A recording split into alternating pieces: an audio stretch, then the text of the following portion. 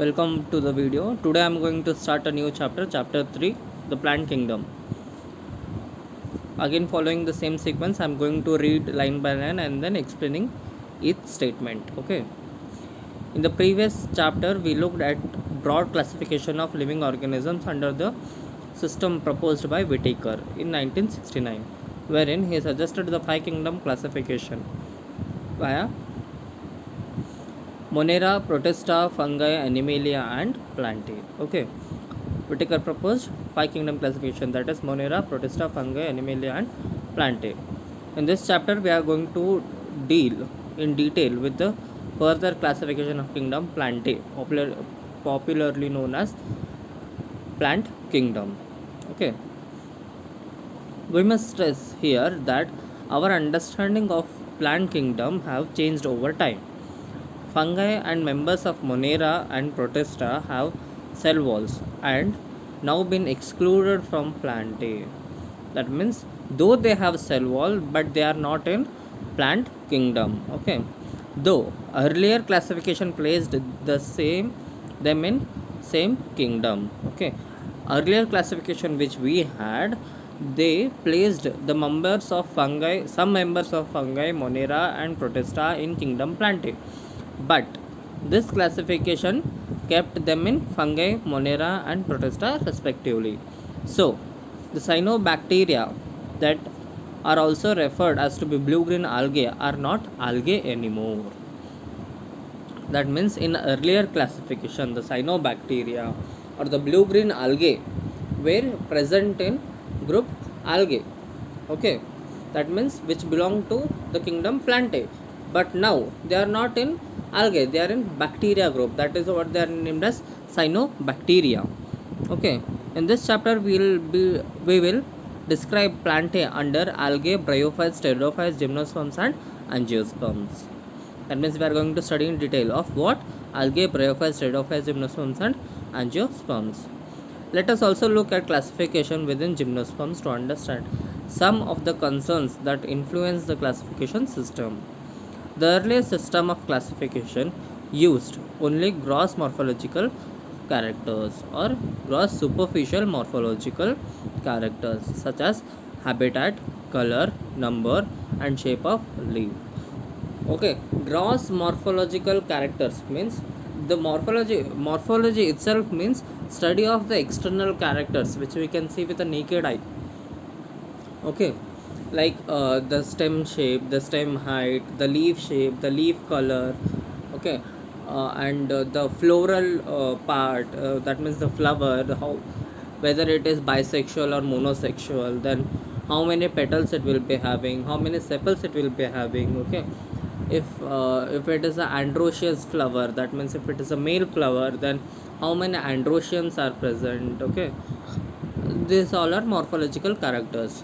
They were based mainly hmm, they were based mainly on vegetative characters or on androecious structure. System given by Linnaeus. Okay, this was system given by Linnaeus. Such systems were artificial. Why they called artificial is because, see, if a plant is shifted from one typical region, like if we take the examples of tropical evergreen forests and the plants which are in deserts, they are like very different from each other. The plants which are in deserts have needles, they don't have leaves which very flat, a leaf plate and all, they don't have leaf blade and all, they don't have, they have only spines like thorns and all. Why? Because to reduce the rate of evaporation. And why they need to reduce the rate of evaporation? Because they need to like conserve the water, they just can't give lose their water.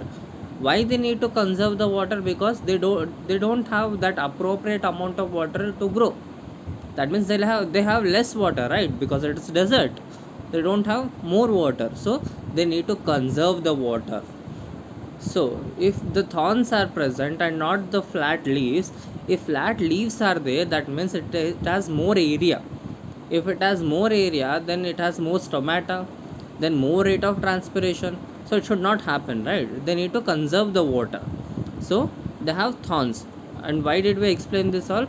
because the plants which are in desert are very different from the plants which are in evergreen forests. Okay, so like though they belong to the same family, but they were kept in different families. This was artificial classification. Okay, this it is explained in the next line. Okay, such systems were artificial. They separated the closely related species. As I had said, they separated the closely related species since they were based on a few characters. Also, the artificial systems gave equal weightage to vegetative and sexual characters. It is not acceptable since we know that often the vegetative characters are mostly easily affected by environment. As I had said, environment plays a very important role in morphological characters. Okay, then as against this, the natural classification system developed, which were based on the natural affinities among the organisms and considered not only the external features but also internal features like ultrastructure, anatomy, embryology, and phytochemistry. Okay, see what was this? The second classification was natural classification system. It considered what? Not only the external features, that means not only the morphology but also the anatomy like ultrastructure, anatomy, embryology, and phytochemistry. Okay, what were the basis of natural classification system? It was ultrastructure, anatomy, embryology, and phytochemistry. Such classification of flowering plants was given by Gregor Betham and Joseph Dalton Hooker. Next point. At present, the classification which we are using is phylogenetic classification. Phylogeny means the evolutionary relationship. Okay, phylogenetic classification of systems based on evolutionary relationship between the various organisms are acceptable. This assumes that organisms belonging to the same taxa have common ancestors. Okay, so this point, okay, to be noted out. Array, why is it not working?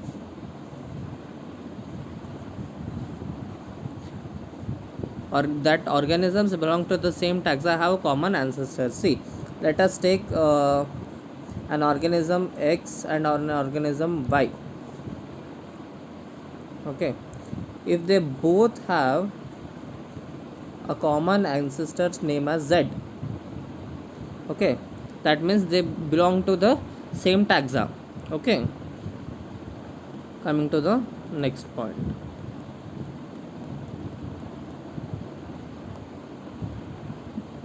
We now use informations from many other sources to help resolve difficulties in classification. These become more important when there is no fossil evidences. See, we said it is of evolutionary relationship.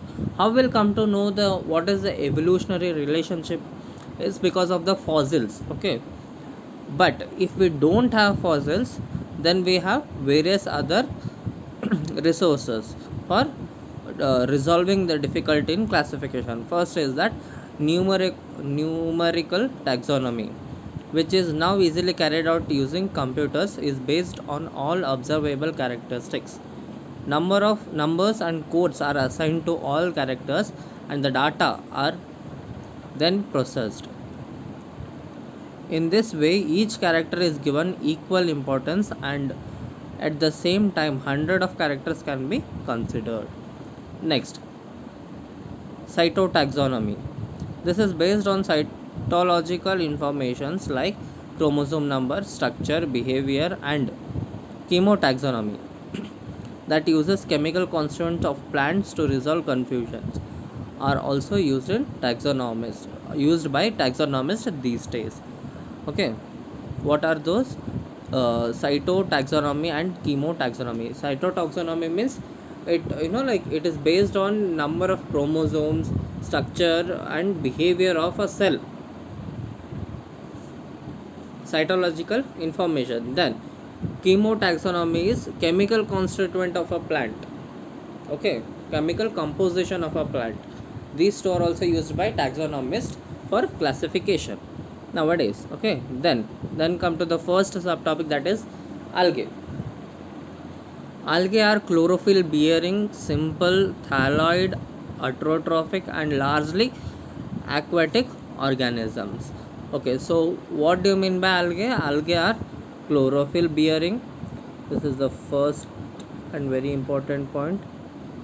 Chlorophyll bearing, simple, they are not complex organisms, they are simple. Third one is they are thalloid, that means they have thallus structure. Then they are autotrophic. Autotrophic means what? They can synthesize their own food. And largely aquatic. Aquatic means they live in water. Okay, so they are largely aquatic. Then both fresh and marine water, not only fresh water, not only marine water, both fresh and marine water. They occur in variety of other habitats, moist stones, soils, and wood. Some of them also occur in association with fungi, that is lichens, and animals. Example on sloth bear. On sloth bear also there might be some kind of algae. Okay, and symbiotic association is with fungi. That means we have learnt about the lichens in first chapter. Okay, lichens, symbiotic association between algae and fungi. Algae prepares the food because it has chlorophyll, and fungi gives all the raw materials and also the shelter. Raw materials in the sense water and nutrients. Okay, next, the form and size of algae is highly variable. The size ranges from microscopic unicellular like Chlamydomonas to colonial form like volvax and filamentous forms like uh, Ulthrix and Spirogera. A few of them are marine, such as kelps, for, form massive plant bodies. Okay, so they are like varying in size and okay, in number also, not in number, in only size. Okay, they vary in size. Okay, like if like we have small microscopic organisms such as Chlamydomonas. Okay, some live in colonies like volvax, and some are filamentous like Spirogera and Ulthrix. Okay, and some are marine like kelps. Kelps. Okay, it is KELPS. Then algae reproduce both not both. Algae reproduce vegetatively, asexually, and sexually. Vegetatively, it is by fragmentation. Fragmentation means the thallus of algae break down into pieces, and then each piece grows into a new individual. This is vegetative reproduction by formation of fragments, that is fragmentation. Then comes asexual reproduction. Asexual reproduction is the production of different types of spores. In asexual reproduction, what is formed? Spores are formed. The most common being the zoospores. They are flagellated and on germination give rise to new plants. Okay, the most common spore is zoospores. Then comes to sexual reproduction. Sexual reproduction itself means there is a fusion of gametes. Okay, takes place through fusion of two gametes. These gametes can be flagellated or similar in size, as in Chlamydomonas, or non-flagellated but similar in size, as in Spirogera. Such reproduction is called as isogamy. See, iso means same, gamy means gametes. That means same type of gametes.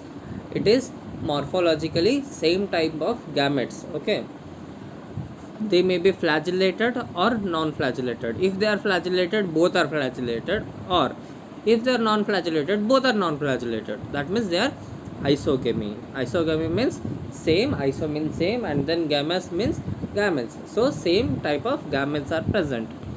Then fusion of two gametes dissimilar in size, as in some species of Chlamydomonas, is termed as anisogamy. Isogamy and anisogamy. If isogamy means similar gametes, that means anisogamy will mean dissimilar gametes. Okay, it's that simple. Then fusion between one large non-motile female gametes and small motile male gamete is called as oogamous kind of reproduction, seen in volvax and fucus.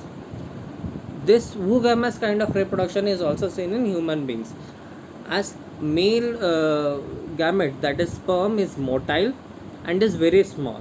The female gamete, that is the egg or ovum, is very large as compared to the male gamete and is non-motile. Okay, so this is oogamous. In algae, the examples are volvax and fucus. Next, these are the diagrams. See, you really need to remember all the diagrams for NEET. They may ask any of this, and then like if this is A2, they'll just give the diagram and then say what is the name of the organism. It is Chlamydomonas. How we will notice, how we will come to know? Because it has two big flagella and it is like the mouse structure. The computer, there's a computer mouse kind of structure is there. Okay, so this is Chlamydomonas. Let us check whether it is the right. Yes, it is right. A2 is Chlamydomonas. Okay, so you need to remember all the names of organisms and also the labeling of organisms. Okay, in further, if we come to bryophytes, we have Merkensia example.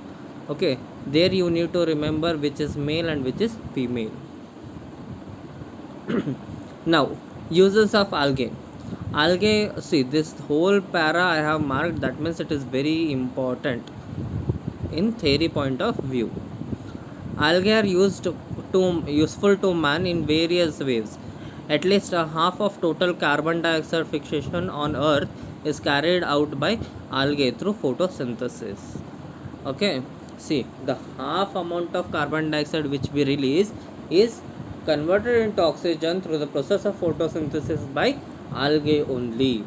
Being photosynthetic, they increase the level of dissolved oxygen in their immediate environment. Okay, because they are photosynthetic. If they are, see, most of them are aquatic only. No, almost all are aquatic. See, if they are aquatic, that means when they produce oxygen, oxygen will be dissolved in water. That means the immediate environment will be having much number of oxygen dissolved in water. Then they are of paramount importance as primary producer of energy compound, which forms a basic to the food cycle of all aquatic animals. See, that means they are of huge importance because they are primary producers of energy. Okay, they produce energy uh, in aquatic cycle. Okay, uh, for aquatic animals in food cycles. Then many species, okay, many species of marine algae are used as food. As example, Spirogera. Okay, so many species, that means among 70 species of marine algae are used as food. Okay, as direct supplement of food, such as sargassum and porphyra and then laminaria. Okay, these are examples for direct species which are used directly as food. Certain marine brown and red algae produce large amount of hydrocolloids, water holding substances. Example, algin, produced by, no, algin is a brown algae, and carrageen. Carrageen is a red algae are commercially which are commercially. Agar agar, one of the commercial important product. Okay, agar agar, it's used in microbiology. Not in microbiology, like uh, what is it, DNA replication and all, it's used over there. You'll come to know the importance of agar agar in your second year. Agar agar, one of the commercial product obtained by Gelidium and Gar Garcilaria are used to grow microbes and in preparation of ice creams and jellies. Cholera, a unicellular algae rich in protein, is used as food supplement even by space travelers. The algae are divided into three main classes: Chlorophyceae, Phaeophyceae and Rhodophyceae. Chlorophyceae are green algae, Phaeophyceae are brown algae and Rhodophyceae are red algae. Okay, so first coming to Chlorophyceae. The members of Chlorophyceae are generally called as green algae. The plant body may be unicellular, colonial or filamentous. That means they are 100% unicellular. They may be colonial or maybe filamentous. Then they are usually grass green. That means the color is grass green due to the dominant pigment chlorophyll A and chlorophyll B. The pigments are localized in definite chloroplast. The chloroplast may be discoid, plate-like, reticulate, cup-shaped, spiral or ribbon-shaped in different species. See, different species have different shape of chloroplast. Okay, the shapes of chloroplast are discoid, plate-like, reticulate, cup-shaped, spiral or ribbon-shaped. Okay, then coming to the next point, most of the members have one or more storage bodies called as pyrenoids located in the chloroplast. Pyrenoids contain proteins. Okay, besides starch, some algae may store food in form of oil droplets also. So the storage of food occurs by the food is stored in the form of starch or in some algae in the form of oil droplets also. Then green algae usually have rigid cell wall made up of inner layer of cellulose and outer layer of pectose. So there are two layers of cell wall. First layer, the inner layer is of cellulose and the outer layer is of pectose. Okay. Then vegetative reproduction usually takes place by fragmentation or by spore formation. Fragmentation, as I have explained to you earlier, that means the thallus breaks into small fragments and then each fragment develop into new organism. Then coming to asexual reproduction. Asexual reproduction is by flagellated zoospores produced by zoosporangia. Okay, flagellated zoospores. Zoospores itself means that they are motile. So motility comes by having flagella. Okay, they are produced by zoosporangia. Then coming to sexual reproduction, they may be isogamous, anisogamous or oogamous. Isogamous, where both the gametes are similar in morphology. Anisogamous, both the gametes are not similar. Okay, and then oogamous, where the female gamete is very large and is non-motile, but the male gamete is motile and very small. Okay, some commonly found examples of green algae are Chlamydomonas, Volvax, Ulthrix, Spirogera and Chara or Cara, whatever you say. Okay, next coming to Phaeophyceae, that means the brown algae. The members of Phaeophyceae or brown algae are found primarily in marine habitat. Here it is marine habitat, but in green algae it was not just marine. They may be freshwater or marine habitat. Okay, in brown algae it is only marine. They show great variations in size and forms. They range from the simple branched filamentous form, that is ectocarpus, to profusely branched forms as represented by kelps, which may reach a height of 100 meters. Okay, some examples like what is this? Ectocarp. Ectocarp is simple, branched and filamentous. Okay, but kelp is profusely branched, that means largely branched, that means there are so many branches, there are a lot of branches. Okay, and height is also like somewhat of 100 meters. They have chlorophyll A and C, but in green algae it was chlorophyll A and B. Here it is chlorophyll A and C. Then carotenoids and xanthophyls. They vary in color from olive green to various shades of brown depending upon the amount of xanthophyll pigment and phycoxanthin present in them. Okay, The color variation varies from olive green to many shades of brown. Okay, it depends on the amount of xanthophyll pigment and phycoxanthin present in it. That means the color deciding pigments are xanthophyll and fucoxanthin in brown algae. Next, storage of food is in the complexes of carbohydrates. Food is stored as complex carbohydrate.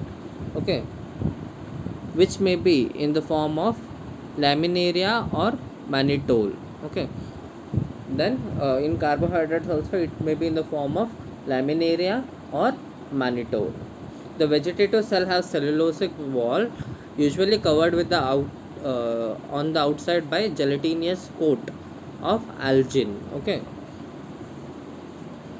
the cell wall is made up of cellulose and is covered by gelatinous coat of algin. The protoplast contains, in addition to plastids, a centrally located vacuole and a nucleus.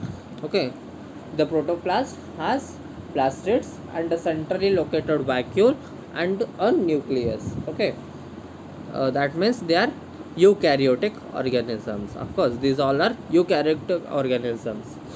Then the plant body is usually attached to the substratum by holdfast. Substratum means any material, okay, to which the organism is attached. It may be a brick, it may be a stone, it may be a wall, it may be anything. That is substratum. And holdfast is is a part of organism that attaches to the substratum. Okay, then, and has a stalk, the the stipe and leaf-like photosynthetic organ, the frond. The frond is a leaf-like photosynthetic organ present in algae, that too brown algae.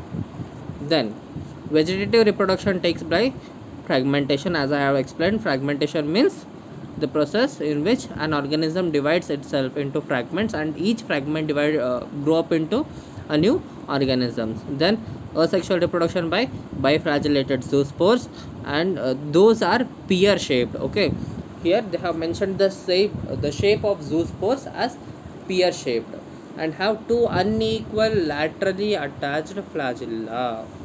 It's very important, two unequal, these are not equal flagella, they are unequal flagella. Then comes sexual reproduction. It may be by anisogamous, isogamous or oogamous. As I have explained you, isogamous, anisogamous and oogamous. Okay, union of gametes may take place in water or within the oogamous species.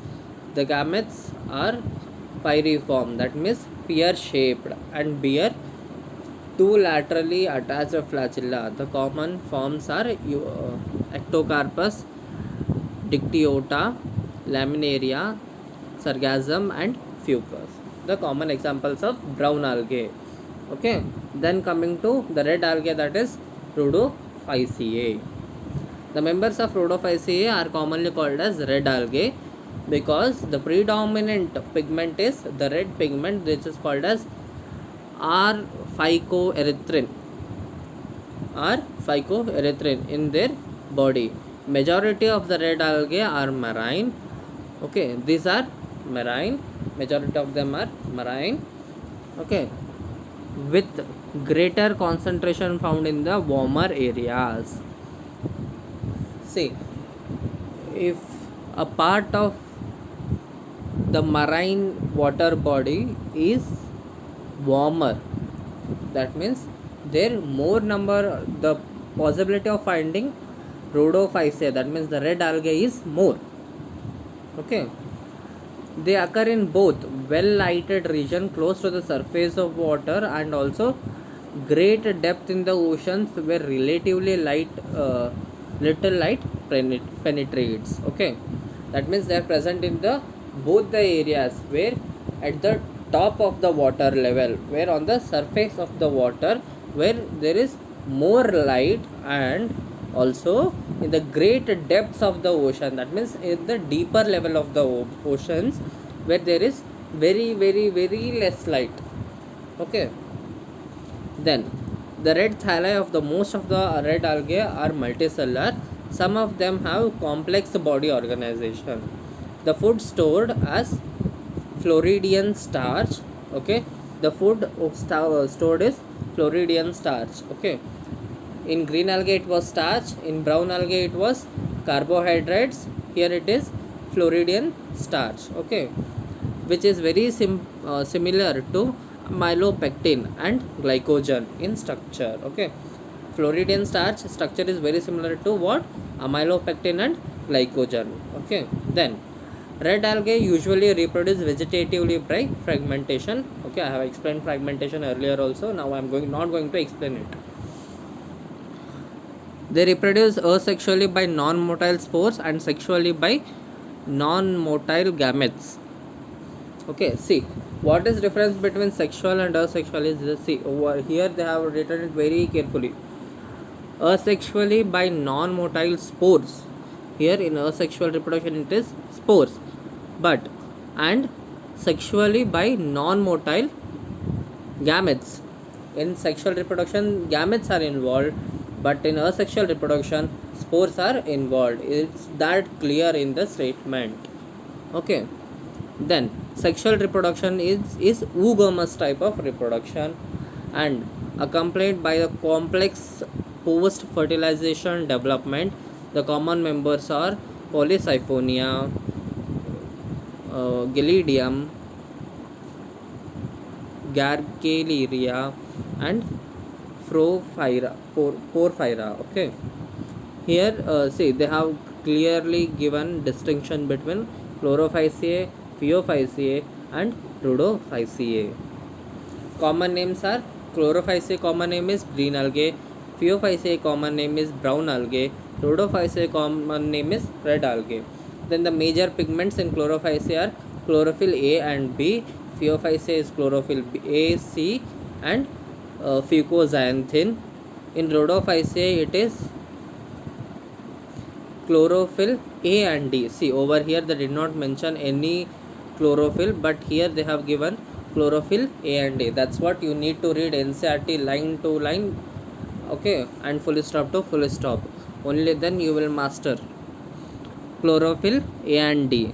And phycoerythrin. Over here they have written R phycoerythrin, and here they have written only phycoerythrin. Then storage of food. For chlorophyceae it is starch, for Phaeophyceae it is mannitol and laminaria, that means they are carbohydrates. Then in Rhodophyceae it is Floridian starch similar to glycogen. Okay, structure is similar to glycogen and what is it, where is it, amylopectin. Then cell wall composition. Chlorophyceae it is cellulose, Phaeophyceae it is cellulose and algin, that is gelatinous layer, that is algin. Then comes Rhodophyceae, cellulose, pectin and polysulfate esters. Okay, this is not mentioned anywhere in this paragraph. You need to read this table only. Then comes flagellar numbers and position of insertion. There are 2 to 8 and they are equal and they are at the apical position, that means at the front position. Okay, there are only 2 flagellas, they are unequal and they are laterally present. In Rhodophyceae no flagella is present. Then coming to habitat, they are freshwater, present in fresh water or in marine water. Then Phaeophyceae, they are present in fresh water, rare in fresh water. No, in fresh water. What is this? Brackish water and salt water. And Rhodophyceae, fresh water, brackish water, salt water. Okay, Rhodophyceae mostly found in salt water. Okay, next coming to the next division, that is bryophytes. Bryophytes includes various mosses and liverworts. that are found commonly growing in moist shaded areas in the hills. Okay, the place where they are found is moist shaded areas in the hills. As I was saying, you need to remember the diagrams. Here is the diagram of Mertensia.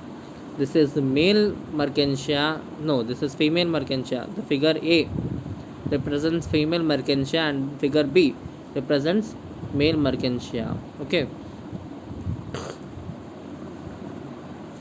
it is Archegoniophore, it is Anthridiophore. The gamma cups and rhizoids are common in both of them. Okay, am I right? See, the first one is female and the second one is male. Okay, next, coming to the next page, reading about the bryophytes. Bryophytes are also called as amphibians of plant kingdom. What do you mean by amphibia? Amphibians are those organisms which live on land but they require water for their reproduction. If bryophytes are called as amphibians of plant kingdom, that means they must be having similar mechanism as the amphibians. Okay, reading the point, amphibians of plant kingdom because these plants can live in soil but are dependent on water for sexual reproduction. That's what I meant to say by amphibians of plant kingdom. They usually occur in damp, humid and shaded localities where they are usually seen, or that means they are usually present in damp, humid and shaded localities. They play an important role in plant succession on bare rocks or soil. The plant body of bryophytes is more different that from algae. It is thallus-like and prostrate or erect. It is thallus-like, prostrate or erect and attached to the substratum by unicellular or multicellular rhizoids. Okay, I had said what do you mean by substratum. Substratum, that may be a stone or a brick or something, some material to which the organism is attached. How the organism attaches? See, in algae it was hold fast, but in bryophytes it is not hold fast, it is rhizoids. Over here you can see rhizoids. See, even in mosses also they have mentioned here rhizoids. Okay, in figure C. Over in Mertensia also they have represented rhizoids. Okay, you can see in both the diagrams, the male and the female Mertensia also. Then coming to the next point where I was, plant succession. Yeah, they lack true roots, stem or leaves. They don't have true roots, they don't have true stem, they don't have true leaves, but they have root like, leaf like and stem like structures. Okay, the defining character of bryophytes, if you just say they have root like, leaf like and stem like characters, you'll get 1 point, 1 mark. Okay, the main plant body of bryophytes is haploid and the it produces gametes, hence it is called as gametophyte. That means the main plant body is gametophyte and it is haploid in nature. Okay, it's very important, it may come in NEET or maybe in theory exams also. The main plant body is gametophyte and it is haploid. The sex organs in bryophytes are multicellular. The male sex organ is called as antheridium. They produces biflagellated anthrozoids. The female sex organs called archegonium, a flask shaped and produces a single egg. Okay, antheridium produces anthrozoids, archegonium produces eggs, that means a single egg at a time and it is flask shaped. Anthrozoids are released into water where they come in contact with archegonium. An anthrozoid fuses with the egg to produce a zygote. Okay, this is common sexual reproduction. Then zygotes do not undergo zygote do not undergo reduction division immediately. They produce a multicellular body called a sporophyte. Okay, zygote first produces a multicellular body called as sporophyte. The sporophyte is not free living, but it is attached to the photosynthetic gametophyte. That means sporophyte is dependent on gametophyte, and gametophyte is independently living structure of bryophytes. Okay, and sporophyte is not haploid, it is diploid. Why? Because it is formed by the zygote, and zygote is itself diploid because it is formed by the fusion of two cells, that is the male and the female gamete. Then sporophyte is not free living but attached to the photosynthetic gametophyte and derives nourishment from it. Some cells of sporophyte undergo reduction division to produce haploid spores. These spores germinate to produce gametophyte. Okay. See, when the zygote, produces sporophyte, some sporophyte undergo reduction division. Now, the zygote which becomes into sporophyte, the sporophyte undergoes reduction division, and then this spores form a haploid gametophyte again. Okay, and this cycle continues. Bryophytes in general are of little economic importance, but some mosses provide food for herbaceous mammals, birds, and other animals. Species of what is this? Sphagnum, a moss, provide peat that have long been used as fuel and as packing material for transshipment of living material because of the capacity of water hold to water. Okay, capacity to hold water. Mosses, along with lichens, are the first organism to colonize rocks, and hence are of great economical importance are of great economical importance. They decompose the rocks, making the substrate suitable for growth of higher plant. That means they are involved in formation of soil, the process in which the soil is formed. Okay, since mosses form dense mats on soil, they reduce the impact of falling rain and prevent soil erosion. Also, they also prevent soil erosion. These are economic importance of bryophytes. Okay, now bryophytes are divided into liverworts and mosses. Liverworts usually are found in moist, shady habitats such as banks of streams, marshy ground, damp soil, bark of tree, and deep in the woods. Okay, these are the places where liverworts are found are seen. Okay, the plant body of liverwort is thyroid. Example, Mertensia. The best example of liverwort is liverwort is Mertensia. The thallus is dorsoventrally and closely oppressed to the substrate. The leafy membranes have tiny leaf-like appendages in two rows of the stem-like structure. Asexual reproduction in liverworts takes place by fragmentation of thalli. Okay, or by formation of specialized structure called as gemma. I have already explained what you mean by fragmentation. Now the new method of asexual reproduction is formation of gemma.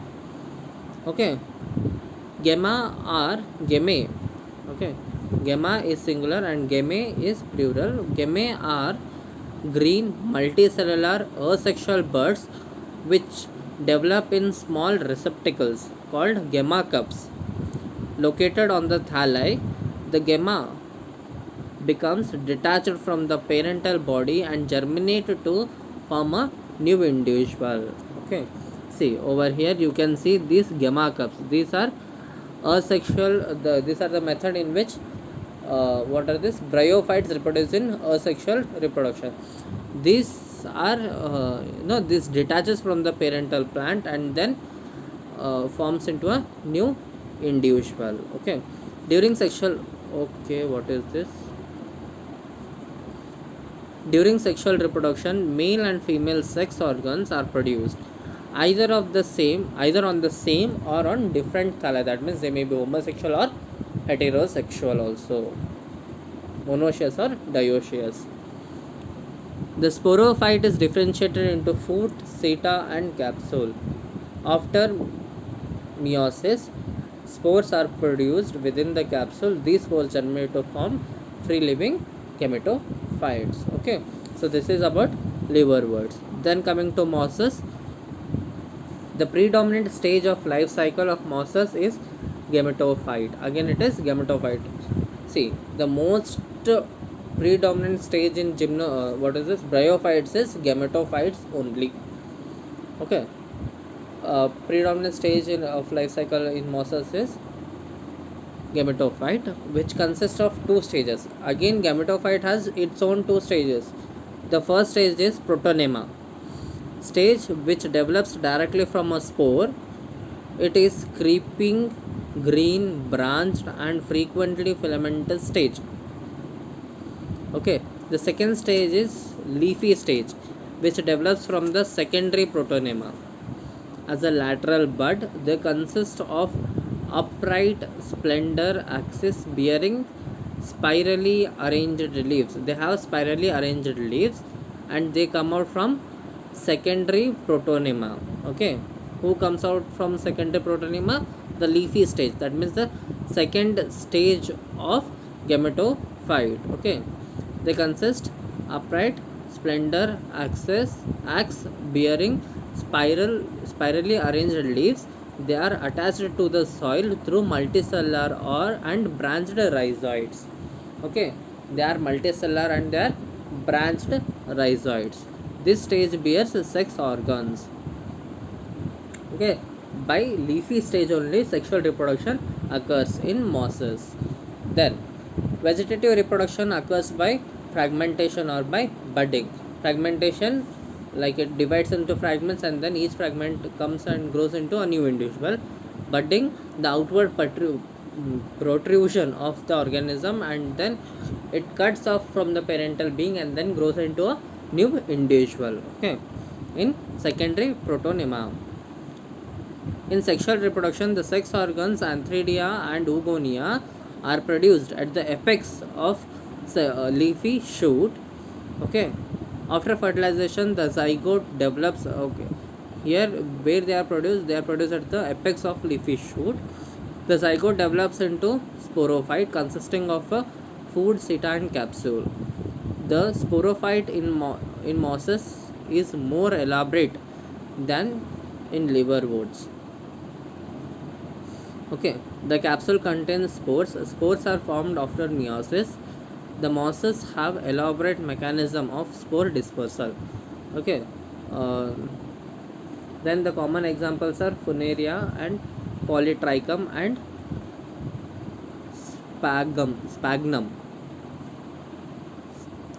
If you want to see the figure 3.2 over here, Sphagnum is given over here. This is Sphagnum and this is Funaria. Okay, Funaria, this is gametophyte and this is sporophyte. See, over here you can you can get a clear vision. Like here gametophyte is not dependent on sporophyte, but sporophyte is dependent on gametophyte, and they are attached to the substratum by rhizoids. Okay, it's a very clear picture of bryophytes. Here this is Merkensia. This this question have been around many times in NEET, so it's better if you recognize it as fast as possible. Then we have pteridophytes, gymnosperms and angiosperms. I'll cover in the next class. Please, if you have liked my explanation, please like, comment, share. Okay, and if you have some doubts or questions, please comment in the comment section. Thank you.